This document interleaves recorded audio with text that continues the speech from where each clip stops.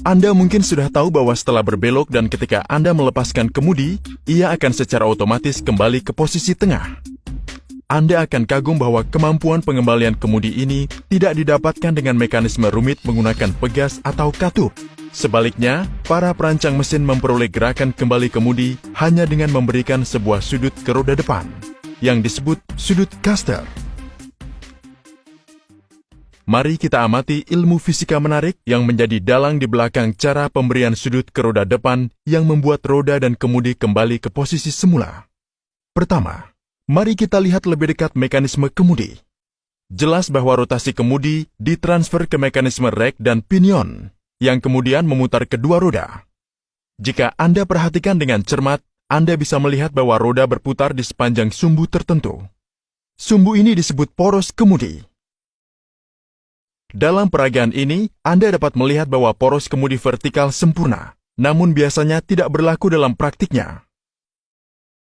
Pada praktiknya, sumbu kemudi akan sedikit condong vertikal seperti yang ditunjukkan. Sudut ini disebut sudut caster.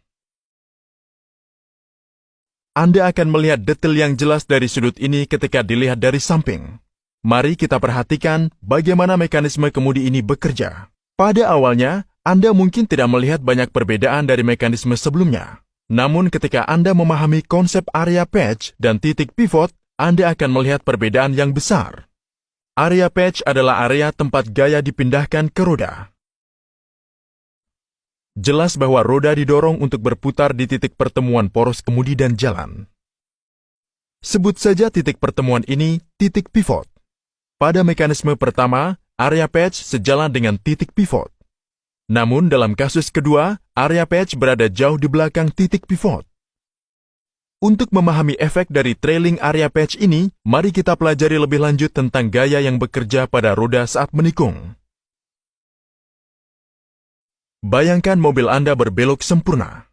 Untuk melakukannya, yang dibutuhkan mobil adalah gaya sentripetal. Pada putaran bidang datar, gaya sentripetal ini harus berasal dari gaya gesek di area patch roda. Dan fakta ini terlihat jelas dari gambar ini.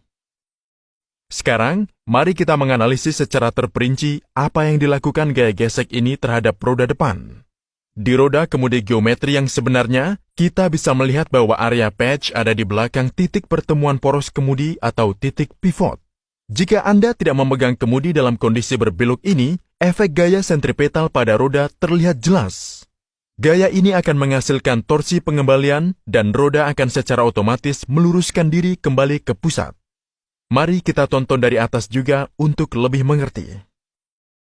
Namun, untuk geometri awal, dengan sudut caster 0, tidak akan ada torsi yang kembali karena gaya sentripetal melewati titik pivot. Singkatnya, hanya dengan memberikan sudut caster positif ke mekanisme kemudi, para perancang mesin dapat mencapai torsi pengembalian.